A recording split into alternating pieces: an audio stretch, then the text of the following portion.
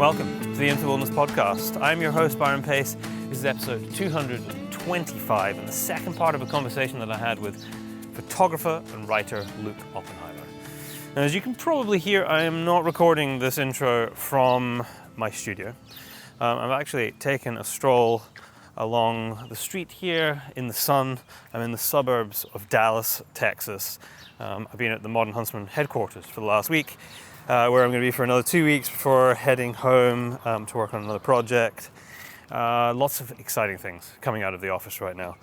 We're obviously having conversations with writers and photographers and planning stories for the volumes for this year. Some film projects that we're going to be starting and some that we're going to be completing in 2023. And very excitingly, we have a film premiere, which is going to be on the 23rd of this month in Austin, Texas. There are still tickets available. The link to book those tickets are in the description for the show. Or if you want to head over to the Modern Huntsman Instagram, you can just click the link in bio and you can find the Eventbrite booking link and get your tickets that way too. The film is all about Austin Alvarado, who is an amazing cinematographer. He's worked on films such as River on the Wall and Deep in the Heart. And it's about his connection with nature, but particularly his connection with black bears in the Big Bend region. We had an incredible creative team to put the whole project together, including the director, Natalie Ray, who's been on this podcast before, executive producer, Tyler Sharp, and I was the cinematographer along with Colin Arisman. And then there was a whole host of other people that helped make it happen too, along with presenting partners, including Swarovski Optic, Lone Star Beer, and Kingland and Water. I know I am a little late bringing this episode to everybody. I have been working on a number of other projects, including trying to wrap up my first big feature documentary, Paid in Blood, which you've heard me mention on this show before. I had to fly back out to Namibia to go and do some pickups for that. If you don't know what I'm talking about, head over to byronpace.com and click Films and Paid in Blood, and you can watch the trailer for that. You can also support the film. I'm still looking for post-production support to help bring that to the big screens. But I've also been working on two really more integrated and highly produced podcast series, a bit like the series that we did with the Cabela Family Foundation in Mozambique. I guess it was probably 18 months ago now. If you haven't heard that, go back and search for From the Field. That's what we called that series. It was a 3-part series. So I'm currently working on one, which I'm hoping will wrap in late May and release maybe June, late June into July on the uplands in the UK. And it's going to be a 5 to 6 part series looking at the changing uplands, everything from Muir burn to the deer problem or perceived deer problem, to peatlands specifically and carbon sequestration. It's a very, very involved podcast. I've already done a heap of interviews for it. A friend of mine, Davey Shanks, is helping me produce it because it's such a big undertaking. And I can't wait to bring that to everybody. It's the kind of show that I really want to make, something that is really great journalism where you hear lots of people's voices and lots of opinions, and we basically just truth seek and let the science speak. So that's what I've been up to. The last thing to do before we jump back into this conversation with Luke is to give a shout out to this week's Patreon supporters, who include Richard McNeil, Ronnie Speakman of RD Contracting, James Marchington, the guys at South Esher Stalking, Dick Ekstrom and Mark Zabrowski, and Leslie Cumming. Thank you so much for your support, and everybody who supports on Patreon. You really do help make this show possible. If you would like to support this show and the upcoming more highly produced episodes, head over to patreon.com/Byron Pace. I was like, oh, this is dangerous. This is real. This is the real shit. This is it. You know, like I want to looking for real stories about real people. Yeah, this is it. Doing things that people don't, the world doesn't know about. Exactly. And that, it's a dangerous addiction. Yeah. Because I can relate to this. Yeah. Yeah. But it's a healthier addiction than heroin. It is, yeah. Any other I think drugs. it is. Yeah. So let's see, on the third day of being back, I got on a bus and I was on this miserable, 9-hour bus ride up to a town. Ramon picked me up in his truck, drove to the Rainforest Reserve, and I ended up staying with him and his group of park rangers for about a month. Like 3.5 weeks, I I believe. didn't realize you were quite there that long. Yeah, I was there for a long time. Yeah, and I had no idea what I was doing at all. Well, were you shooting on digital then? I was shooting on digital. I was shooting on a little digital Olympus. That was Wow. 16 megapixels. Yeah. And I had a tiny little voice recorder. I don't even know what brand it was. I just got like budget stuff. And put together a Frankenstein project of like stills and video. Which and I watched voice last recordings, night. which you watched Yeah. last night. You know how bad it is. And But it's like, I mean, you had like budget gear. Mm-hmm. But that project, which is actually on YouTube, Yeah.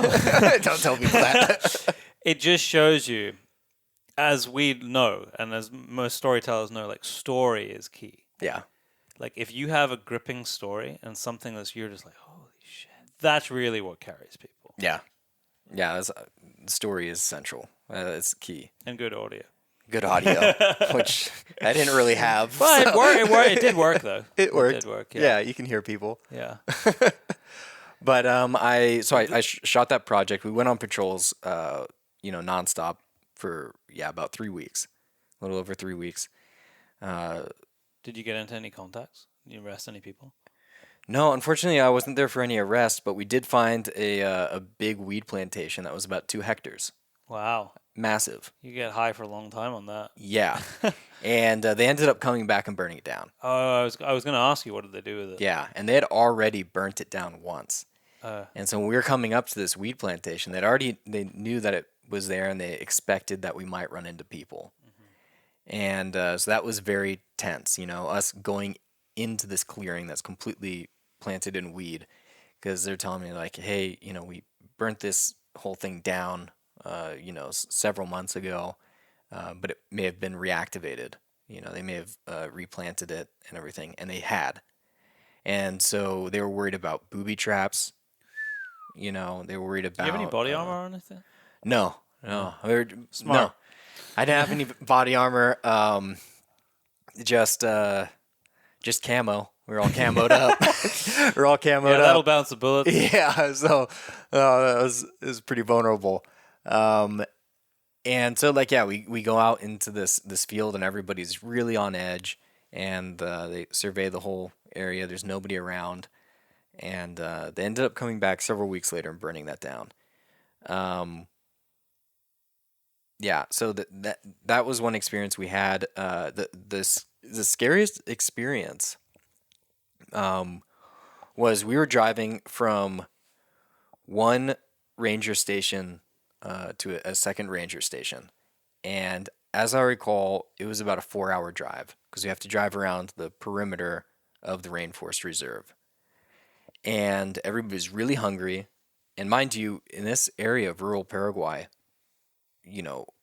many people are involved in that drug trade, and you don't know whether or not somebody is. Like, they look like anybody else. It's these small gangs that are like, either from Brazil or they're from Paraguay. They cross the border. It's super porous, and they're all over, and they're in these small villages. And so we're really hungry. We're driving, to the second ranger station, and coming up on this small village, and one of the guys in the car says, oh, there's this lady, she has a house, and she cooks empanadas there. And they're not like Mexican empanadas, it's different. But these little like meat pocket pie things, which are delicious. And everybody's starving. And he was like, who wants to stop in this village for empanadas? And I was like, yeah, totally, I do. And Ramon, my friend, who is the leader of this little group, he's driving. He's like, I don't think it's a good idea. I really don't think it's a good idea. I just don't feel good about it. And we really need to get to the other ranger station anyways. And we have food there. We can do a barbecue. Mm-hmm. And everybody listens to Ramon. I was like, okay, yeah, if he doesn't feel comfortable, I definitely don't feel comfortable. Yeah. We drive past this village, completely forget about it. Go on a patrol for 3 days. That's actually the patrol where we ended up finding the weed plantation.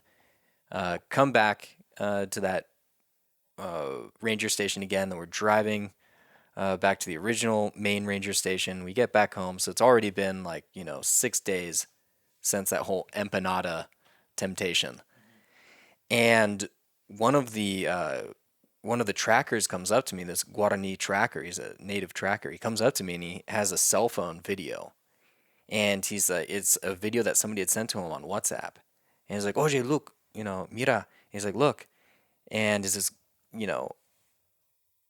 cell phone video that he has, and it's a scene of a house that has like a few plastic chairs and everything, and there's about like 7 people laying dead, and they're dying. They're not completely dead yet. Oh, they're so this is bleeding just to happened. death. Whatever's happened. Yeah, so whoever shot this video, they were there right after it happened.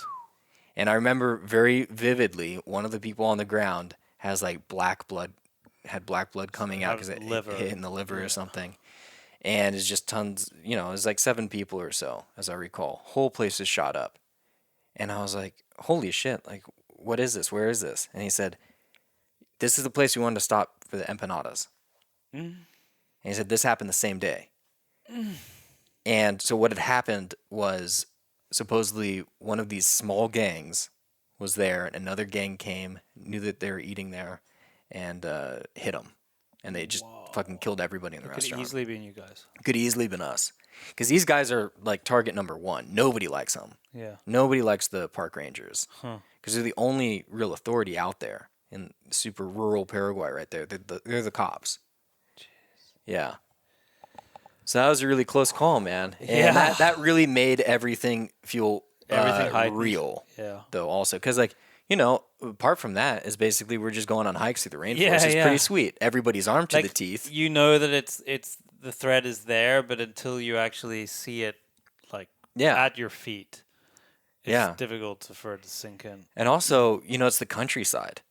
You're in a sparsely habitated place. It doesn't feel dangerous. It's remote and it's beautiful. You don't, it's not like going through, Tepito in like Mexico City. You look around, you're like, oh, this is rough. I should be careful here. No, it's chill. It's chill. Everybody's relaxed, you don't feel like it's that dangerous. And then something like this happens and you're like, oh, holy shit. No, this is a dangerous place. There's nobody out here to help you. And, so we almost stopped at that restaurant, and I don't know exactly when that happened in the day, but it definitely could have been us. I mean, it was just insane. Another experience we had, which wasn't, terrible, but it was definitely like heart in your throat situation, was middle of the night. We were on one of our first patrols, and we could hear people just barely out in the middle of the forest. We'd already been hiking in the forest for 3 days, so you're not supposed to find people. And we hear just muffled noises, some people talking, and it got really quiet. So we're thinking that they heard us, and we're waiting, maybe 30 yards away from them. Very dense vegetation. 30 yards? Yeah. Oh, that close? That close. Oh, shit. Yeah. But it's super dense vegetation. So you can't even see them. You can just hear them. I'm picturing, in my mind right now, I have in Platoon, where Charlie Sheen's wiping the shit out of his eyes as he's woken up, and the mosquitoes are biting him, and he's got his face wrapped up, and he's peering through all of the green, dense foliage, because he can't see shit, but he can hear people rustling through the bush. That's what I've got in my mind. Just so you know. Yeah. Yeah, I mean, kind of like that. Kind of like that.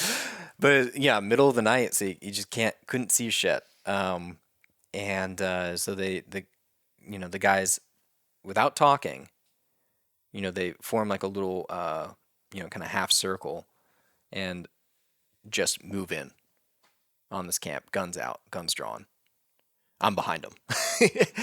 And it was these Ache Indians, natives. Huh. And they're out there just cooking bushmeat. And they must have got a fright. They were scared shitless, because they don't know who it is. And a bunch of guys in camo come out of the woods, out of the darkness with shotguns pointed at you. and they end up knowing each other. Oh, okay. So Yeah. they met before. Yeah, they knew each other, and we had Ache trackers with us. Okay, so they were able to communicate. Yeah, so What that's- language do they speak? Ache, Their own. yeah. Their own language. Okay. Yeah, so we had Ache, which is one tribe, and then Guarani, which is another massive network of tribes that exist in that area. And they were out there just like cooking bushmeat, but man, when you know that there's all that crazy shit going on out there, and you know there are narco traffickers out there, one of the park rangers had been killed the year before, so you know that's out there, and then you hear voices in the middle of the night. Adrenaline going. You've been hiking for 3 days. You don't expect it. You shouldn't be finding people. Wow. Yeah. So you went there seeking a story. The people need to remember you went there seeking a story that was going to get you into photography school. Yeah. But you probably went and captured a story that is beyond what most photographers in terms of like coolness and mind-blowing experience will probably ever do. So when you wrapped up, did you feel like you had what you needed to get in? So you obviously must have come home at some point and put this into a portfolio and submitted it. Yeah, I mean, I really had no idea. I had nothing to compare it to at all in my mind. I wasn't familiar with the world at all, with the, photojournalistic world. I didn't know if my photos were good. I didn't know if they were shit. I was happy with them. Yeah. But that meant nothing because I was like, well, I don't have anything to judge them against. But I got home, back to Oklahoma, and I put together this, multimedia, video project. Is stills, moving image, and sound. And when I felt like that was good, once again, had no idea. I had nobody to review it. Yeah. I was the only guy. I was the only, quote unquote photographer, photojournalist that I knew, and I wasn't even one yet. So I had nobody to review it, tell me if this is good or if it's shit. When I felt like it was done enough, I sent it to ICP. And as I recall, at the time, I did not think I would get in. I was highly doubtful that I'd get in. And then, much to my surprise, I got the email from them saying that I was accepted. And I'm pretty sure that they saw the project and they were like, "Well, he needs." He needs a lot of help. But he was willing to put in a huge amount of effort to do this. But at least he's got balls. Yeah. And I'm sure that's not true. But anyway, let's go with that. But then so then I did their 1 year intensive program the following year, 2016 to 2017. Yeah. Okay. Learned a lot. Good experience? Yeah. Yeah. Yeah. It was a great experience. And when you came out the other side, you're now a photographer. You're like a born again photographer. You've come out of the school. Like so many people come out of university is like studying filmmaking at university. The first thing most people seem to do is go make a zombie film. I don't really know why that's a thing, but it seems to be the thing that people do at university film schools. How did you then pick yourself up out of the education system, as it were, and go, okay, now this is going to be at least part of my life in terms of work? Yeah, so I definitely felt like I was floating out in the ether. All of a sudden I wasn't surrounded by other photographers. I wasn't surrounded by people who could teach me more about, photojournalism or video work or still photography or any of that stuff. I was back in Oklahoma, I was like, oh man, okay, what now? How do I go? I got to find another story. How do I pitch it to somebody? I don't even know any editors. I don't know anything. Had you found during that journey some like very clear influences where you were seeing other people's work, either historic or current, you're like, this is the kind of images I want to capture to tell stories. This is what I want to do. I think, coming out of it, I would say at the time, and I think you'd probably be surprised at this, two of my main influences then were Alex Webb and Jonas Bennigsen. Those are photographers whose work I just really loved, and I was like, okay, it's like interesting. You look at like I when I saw Alex Webb stuff, I was like, oh, interesting. Like, these are amazing photos. I don't know how to take photos like this, you know? So it made me think about composition very differently, more in terms of like, just layers and everything. So I really, I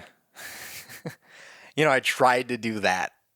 I tried to do like, I was like, okay, I'm going to take images like that until I come up with my own style. And I'm still not sure I've come up with my own style. It doesn't matter. um, so yeah, let's see. After graduating from ICP, I had a job with oh man, what was it? Amazon Aid Foundation. It's a small foundation that works in Peru.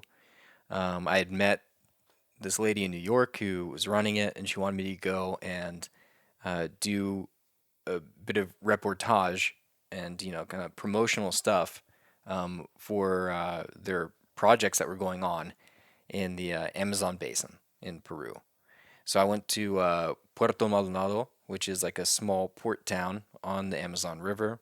It's on a tributary of the Amazon, and met up with her team there. And basically, what they were doing was she had a group of agro-scientists who were trying to rehabilitate landscape in the Amazon that had been denuded by gold mining, by Interesting. small-scale gold mining. Okay. So with the what they call artisanal, Yeah. quote unquote artisanal gold mining. Largest source of mercury in the ocean, believe it or not. Yeah, so a lot of mercury in this soil. Oh, well, there you go. Yeah, and they were using things like biochar and planting, doing polycropping of native species, particular native species, to pull these heavy metals out of the ground. Oh, interesting. Yeah, it was really interesting. Okay.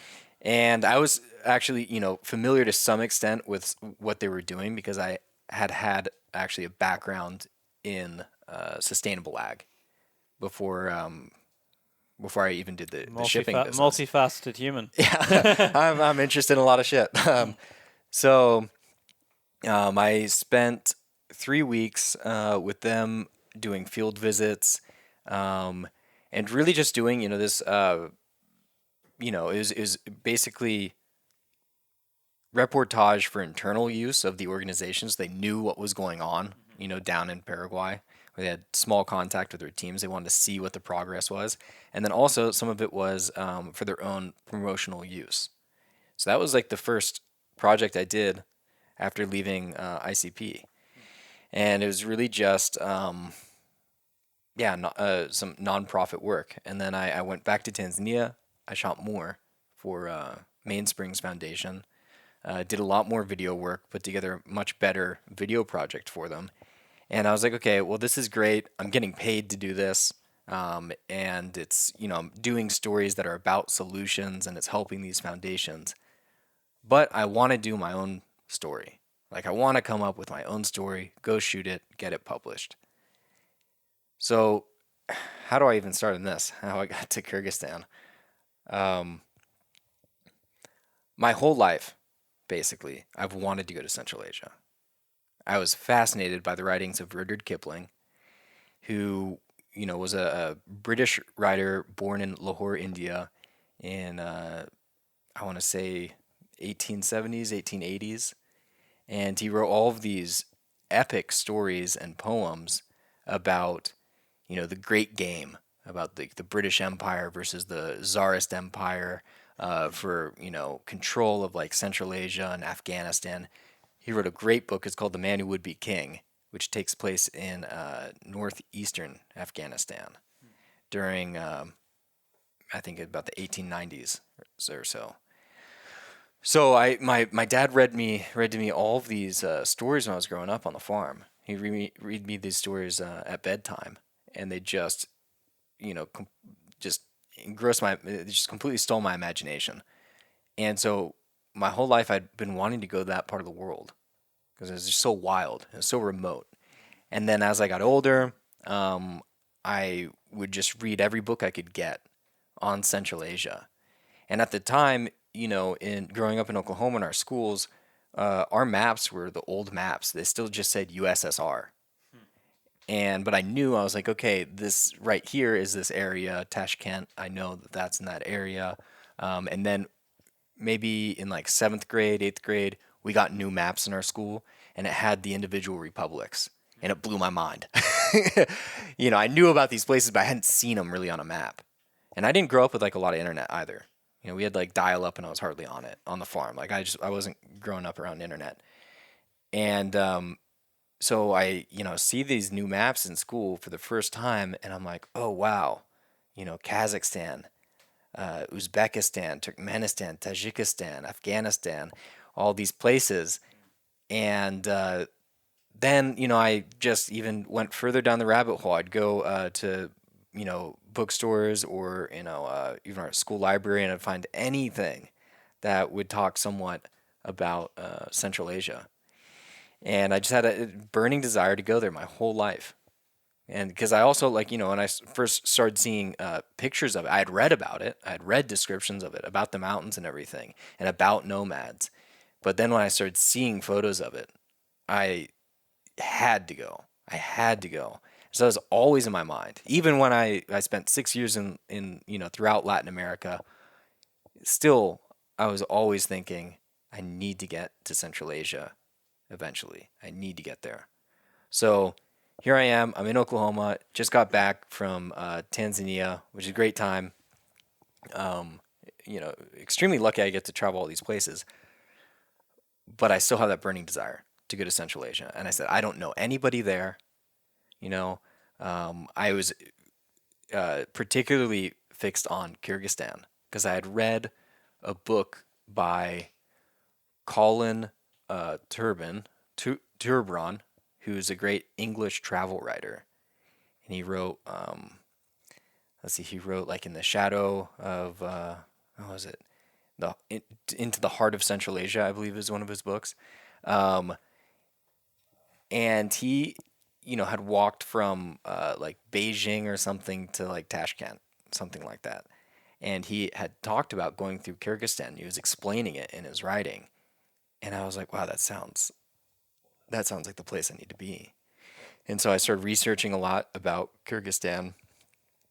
I was always fascinated about, the nomads.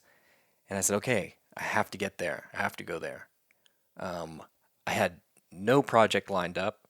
Had, basically no contacts in the country. I'd read one book written by a woman, and it was about Kyrgyzstan. And it was like a tourism book. And it was small, it was self-published, and I found it on Amazon. I bought it, I read it.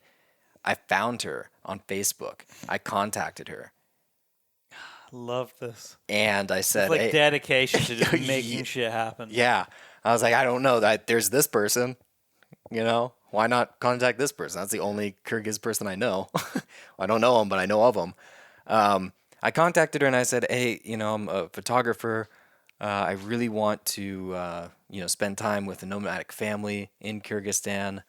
Do you have any suggestions? Anybody who could possibly help me out, in this regard? And she did. She messaged me back, and she put me in touch with a Slovenian expat who picked me up from the airport when I got there. He picked me up from Bishkek Airport. I'd talked to him once on Skype, before I got there. He's a super nice guy.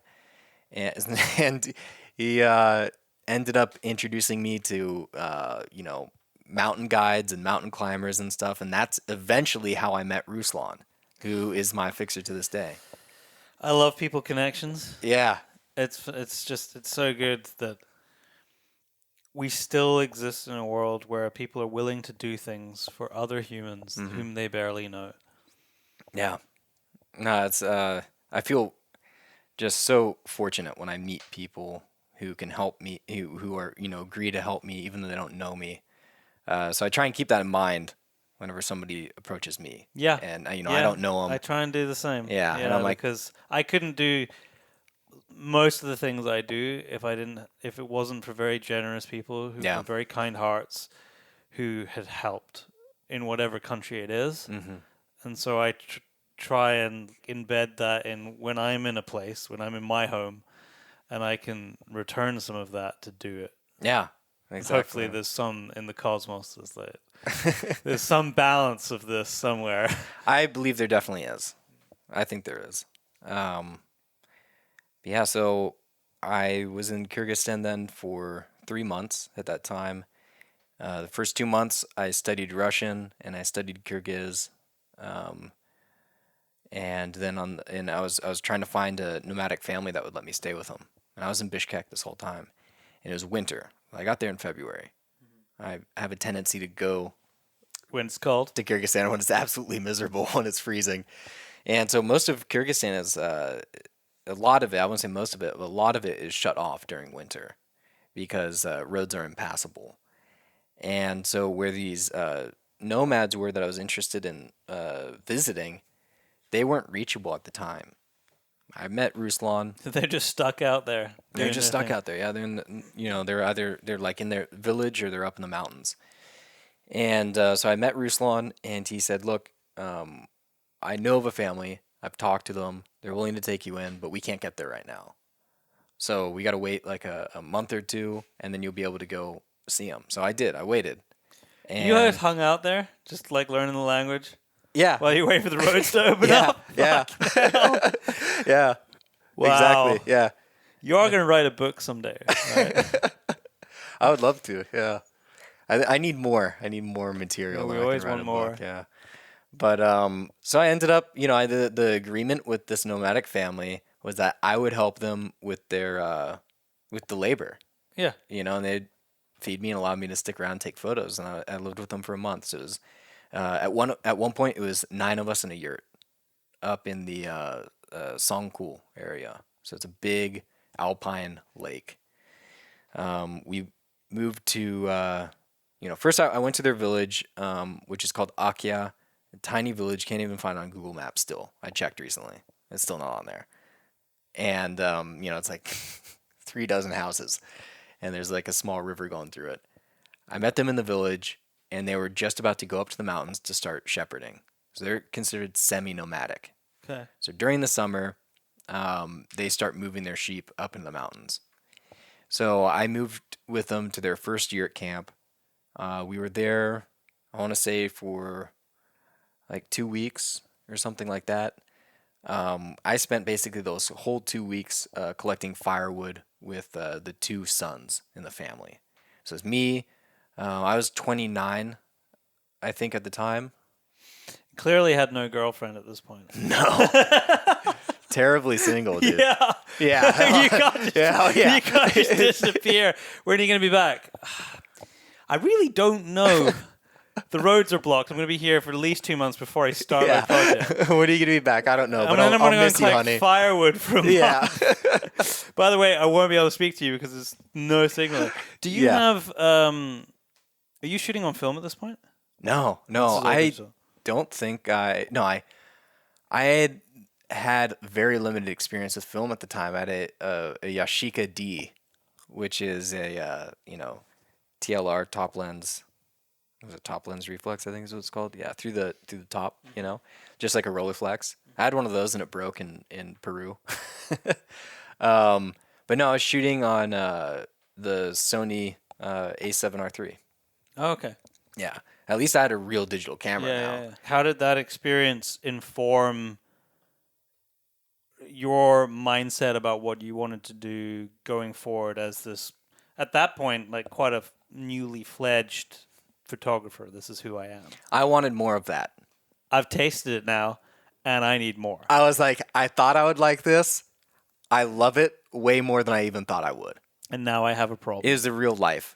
It is as real as it gets. It's freezing at night. You're working all day. And I grew up on a farm. We did work all day. But it's not like Oklahoma, man. You go there and you go back in time. Everything's on horses, The only vehicles are these old Soviet vehicles. And there's no Instagram, there's no Facebook, there's none of that bullshit. It's just you. It's so refreshing. It's just you and the people that you're with. And that's what matters. Yeah. And then whatever books you brought. Yeah. You'll probably read them real quick. Oh yeah. Yeah. I think nights are long. I read I think I read a book a week. when I was there. Maybe a little bit more than that. I think I read 5 books during that month. That's one You way know, to get through A them. lot of you got a lot of free time. But so first day I get to the yurt camp and we set everything up. They build the yurt, and because I'm there, and there's also a visiting veterinarian who came to inoculate some of their sheep. They're like, "Oh, we gotta slaughter a sheep for our guests," because it's kind of like a big deal, to have like 2 guests, and it's a big honor for them. And so they slaughtered a sheep, and it's very interesting because they then held their palms to their faces in the Muslim blessing, but facing the setting sun. And so it was this interesting. So what's that? What? Well, that I believe it comes from Tangrenism, Okay. which is the original folk belief of the steppes. The Mongols were Tangrenists, the Kyrgyz were Tangrenists. So when they pray normally, are they facing the sun? No, so They still face Mecca. usually, yeah, when But they not for the sacrifice. yeah, not for the sacrifice. So like it was a sacrifice, and like you don't sacrifice in Islam. Oh. Yeah, you don't sacrifice animals in So Islam. this is like a blending of exactly belief And- systems. Yeah, and that was the first night I was there, and I was like, wow, Huh. this is fascinating. And so the mom of the family, the matriarch of the family, I think she was about 70, and the daughter-in-law married to the 29-year-old son.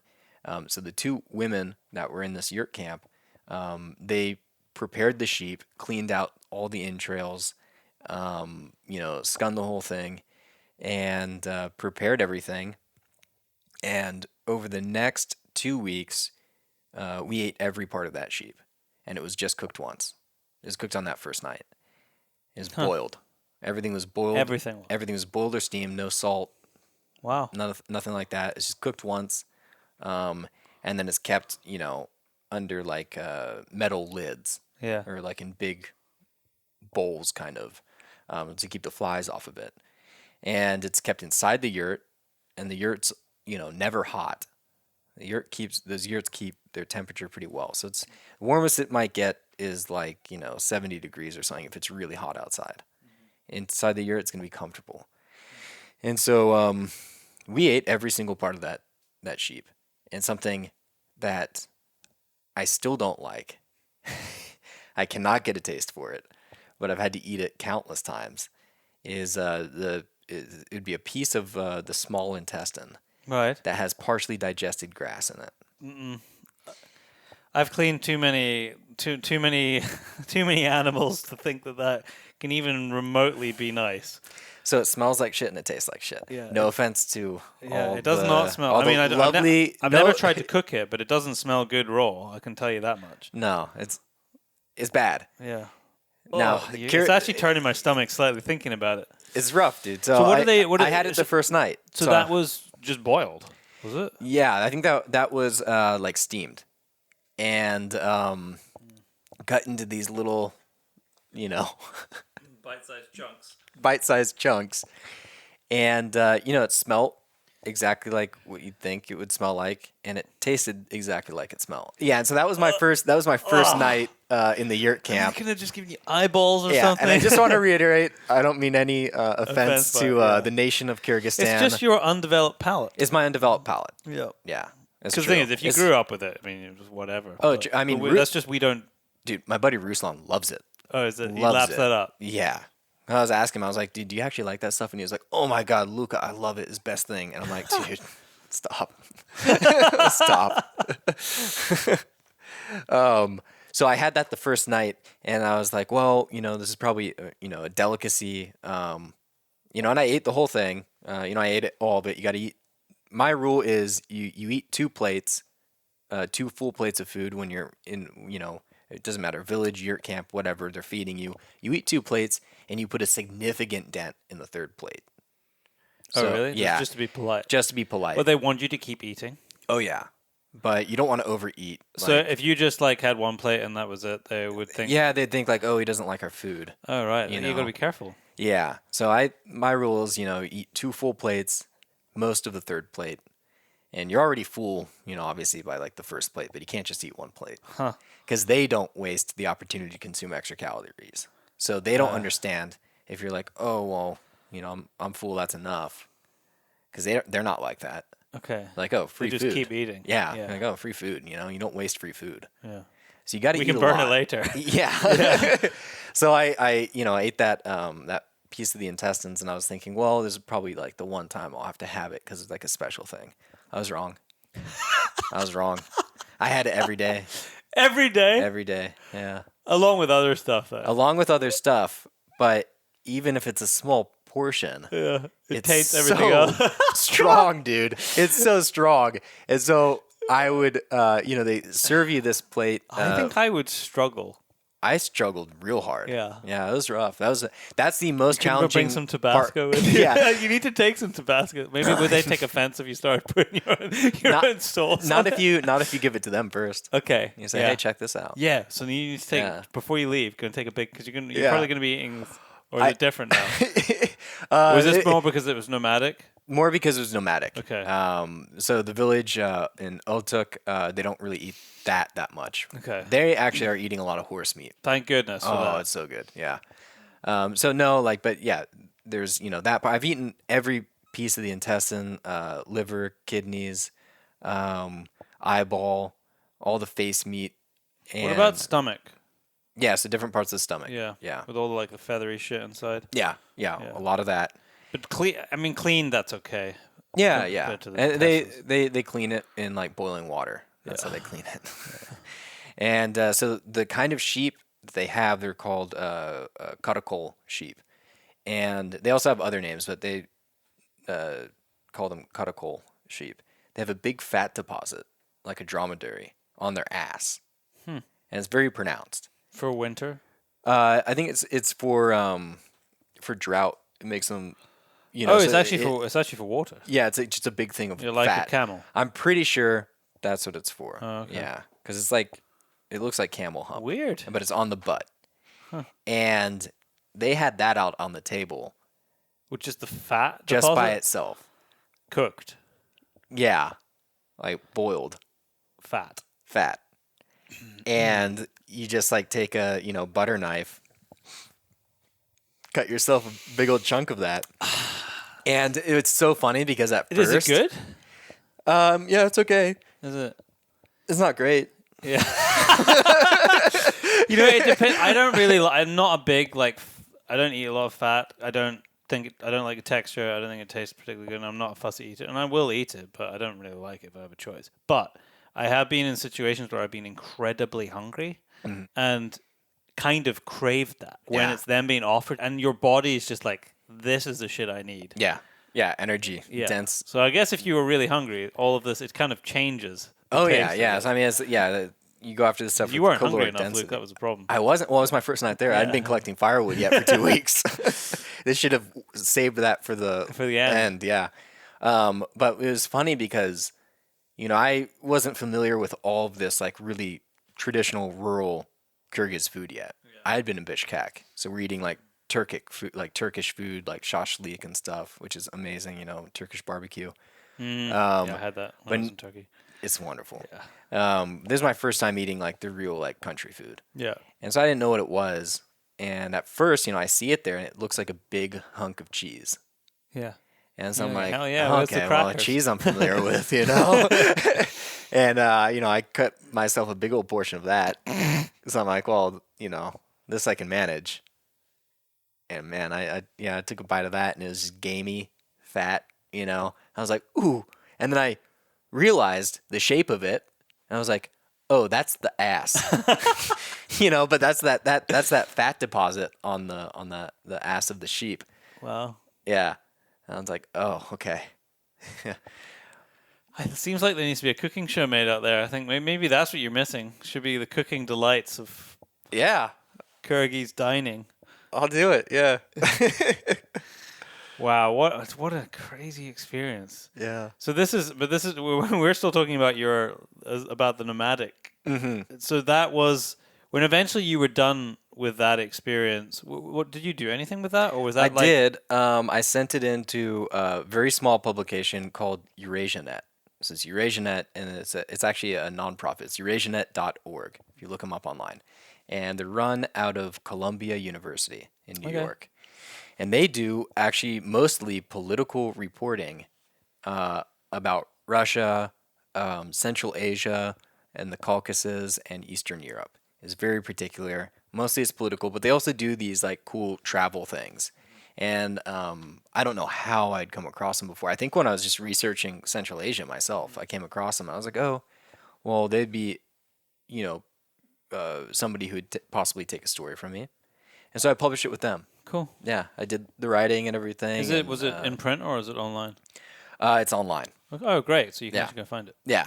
Oh, nice. Yeah, and so yeah, that was the first thing that I really published, I suppose. Yeah, I'd done like a small travel article in Peru before that as well about markets, but that was the first thing where I was like, all right, I did something. I did a thing. So what was your move over to film and why? Mm-hmm. Because as I've discovered today, this isn't just a move to film. This is also a move to film and shooting medium format. And it takes forever to take a photo. Yeah. As I discovered today. I love shooting film on my 35mm Nikons, which are very quick and very easy and an idiot can use, really. That is not the case with the medium format.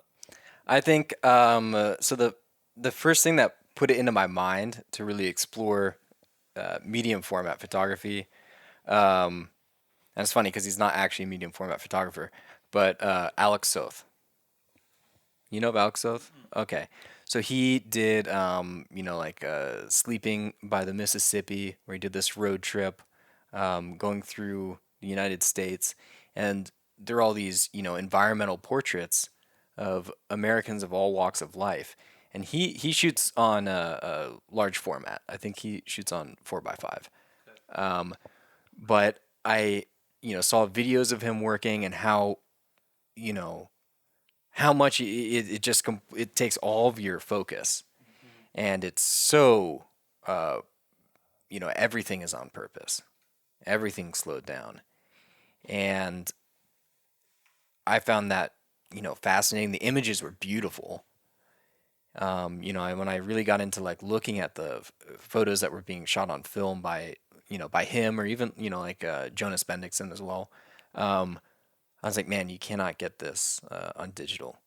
But seeing the way he worked and seeing the kind of photography he was doing, where it's like, okay, I'm not going to shoot 500 photos in a day about this family. No, but I will spend the next 30 minutes trying to take the best goddamn portrait I can of this one person. Totally different mindset. Totally different. And I was like, there's something there. That's some kind of ultimate pursuit right there. That's it's a real Zen practice. And so, of course, part of it was, I wanted to get the same kind of end product of these beautiful photos that, took so much concentration to get. And that had this really, special aesthetic and everything. But also, I think, mainly I wanted to do it just for myself, for my mind, because it slows everything down. You're not thinking about anything else, and you're not looking at a screen. That's one of the main things. I hate looking at screens. I hate digital things. I hate looking at TV. Typically I don't own a TV. I hate looking at my phone. I wish I could throw the damn thing away. So even looking at a digital camera, I don't want to look on digital anything. I just don't. I wish everything was analog still, and and part of that's because growing up in the countryside, and I'm sure you feel very similar. Yeah, I also don't have a TV. I had to bring my computer. Yeah. we were watching something for partly for research. Yeah. And I have to bring my computer screen that I use to edit film from my office through to the lounge so that we could watch something. Yeah, I mean, here So we I are, also don't have- in a cabin in Scotland, so I'm pretty sure you feel the same way. Yeah, exactly. No, I totally get it. And like, the medium format, from what I've learned very recently, is like a step further than what you basically described how I felt when I started shooting film my 35mm. Except this is now like a step further in terms of how it slows everything down, and the lack of, I mean, not being able to review it is exactly the same. Yeah. Yeah, you're so much more deliberate. Yes. Although I was shocked to find that in my roll of film, I get 36 images. In Luke's roll of film, he gets 10. Yeah, you got to make them count, man. Yeah. So we wiped out 5 real quick. yeah. So yeah, like the first thing is, when you're shooting like this, I don't even take, I don't take a portrait of somebody for days until I find out. I'm like, oh, okay, well, in this setting, it means this. A portrait of them would mean this, potentially, or maybe I don't want anything else behind them. No clutter, no environmental portrait, just because of how they look is so fascinating.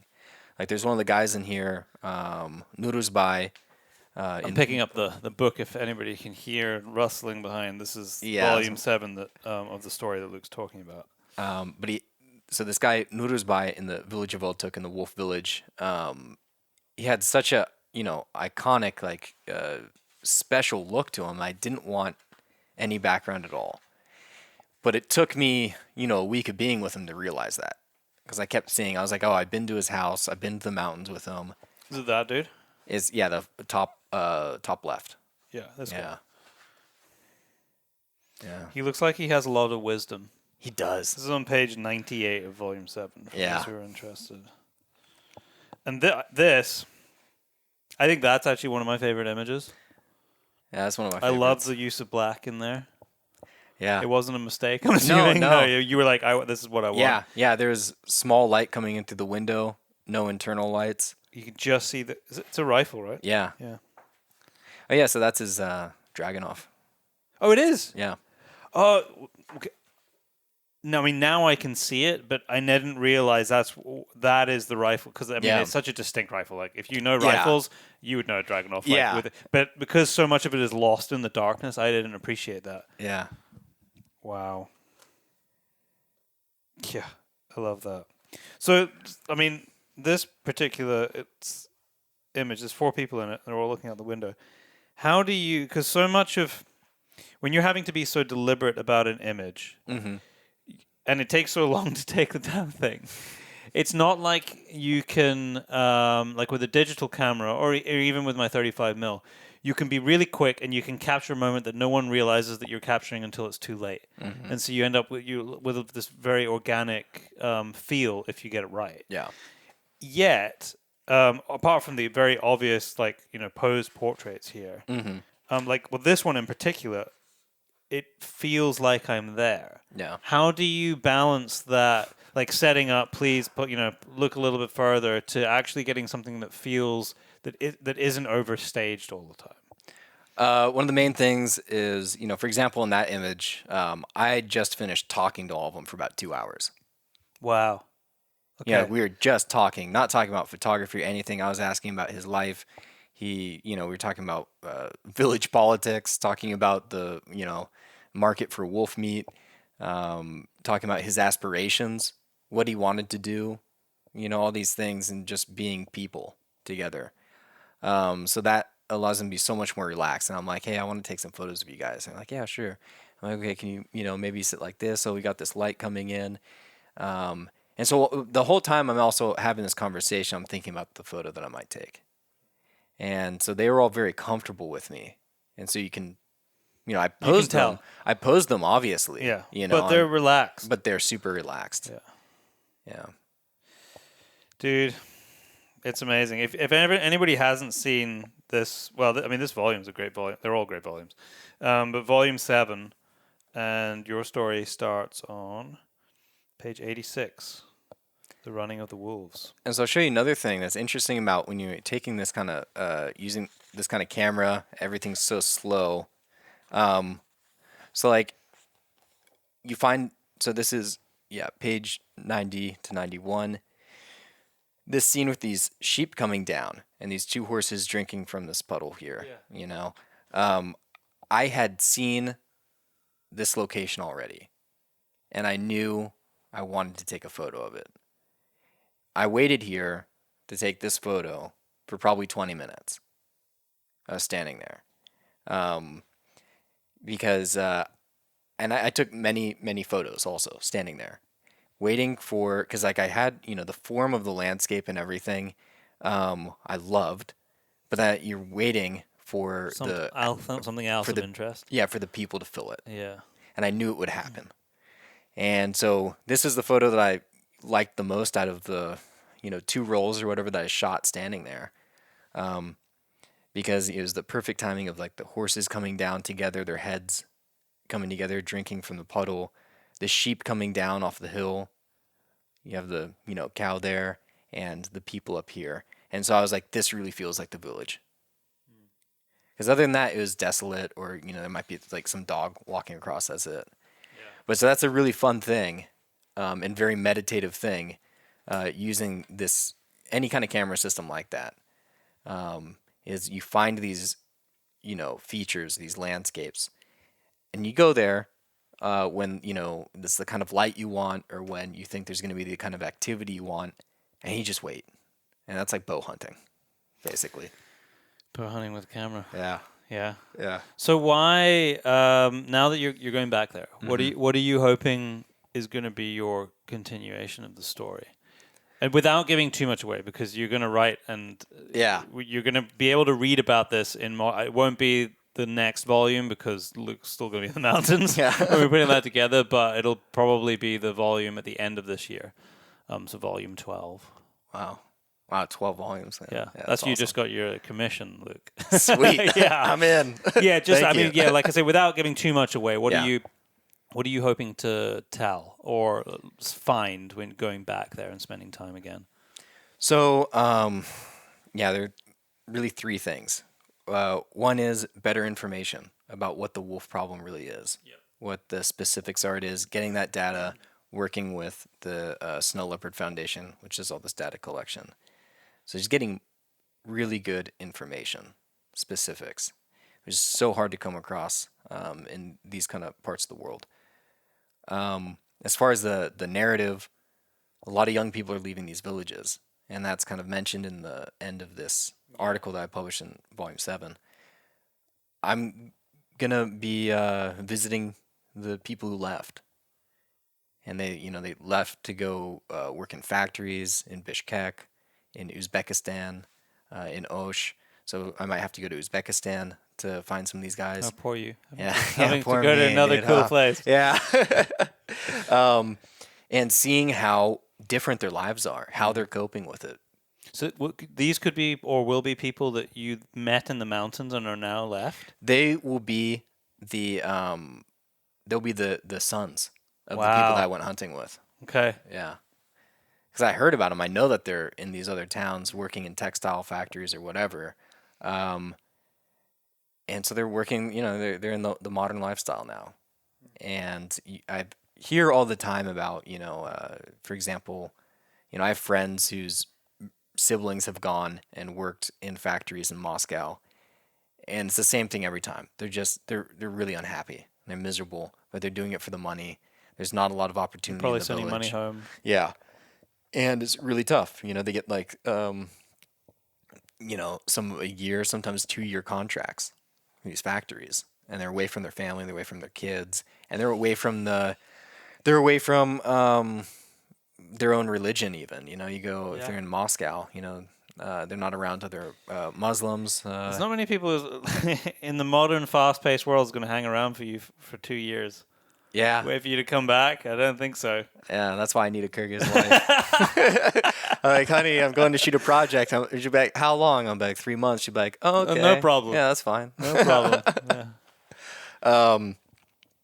But yeah, so, you know, seeing how these younger people are coping with it, and what their feelings are about it, and at the same time spending more time with the older people in the village, who don't have, you know, the young people who are in their prime to help them with the day-to-day things, to help them with the livestock, or to help them, fix their roof, or whatever, all the little things that need to be done. You go to these villages and it's really old people and it's really young people, but people in their 20s and 30s, few and far between. That's pretty typical in these villages. Yeah. Sort of just dying out of the landscape, Yeah. depopulating the rural communities just through the necessity of the modern world, I suppose. You gotta participate in the cash economy eventually, but wow, Luke. yeah, I can't wait to see what you come back with. It's been so good to spend time with you in the last couple of days. I've learned so much, and I'm really excited about this project and other stuff that we've been talking about for this year and next year, and a life hopefully filled with adventure ahead, because we're a long time dead. Yeah, dude, it's been it's been an absolute pleasure coming here. I thank you so much for having me. Pleasure. And it's very special to meet some of you.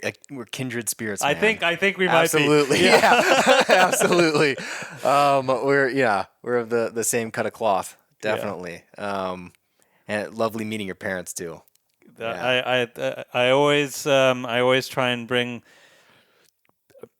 my friends who come and visit me from different parts of the world to my parents' house. Yeah. For at least one dinner. People. That's the standard format. I take them there. It's like, oh, you're meeting so and so this week, or are you around this weekend? Because whoever it is coming and visiting and passing through. No one's ever been passing through and going to Kyrgyzstan before. You're the first. Can we have dinner at your house, please? Normally tied into going hunting, because the hunting is near their house, so it works kind of well. But no, it's been awesome to have you here, and hopefully we can work it out so that when you're coming back through, you can stop through, and then we can podcast again. Failing that, I'm going to see you in the US towards the end of the year, so we can do a follow-up on this conversation. Or potentially, spoiler alert. I wasn't going to say it, but potentially we could record in Kyrgyzstan. Yeah. We need to try and work that out. We'll work that out. Okay. Luke, thank you. We've got a very important appointment finishing the end of the film. We do. Which I think, since I've mentioned it now twice, I think you need to, since you've told me that everybody needs to watch this, what is it? Well, everybody needs to watch Princess Mononoke. Okay. Yeah. It's on Netflix, wasn't it? Yeah, that's where we're watching it. Yeah, it was on Netflix. Okay. Yeah. Beautiful animated film, which teaches you how to live right. Just go and do it, everybody, and then give me feedback on the podcast. It's 2 hours as long. It's like it's a commitment. If you watch one movie in your life, do that one. Yeah. It was so embedded in my mind when I went to sleep last night, because we didn't finish it in one sitting, that I dreamt anime. So it's magical. Cheers, Luke. Cheers.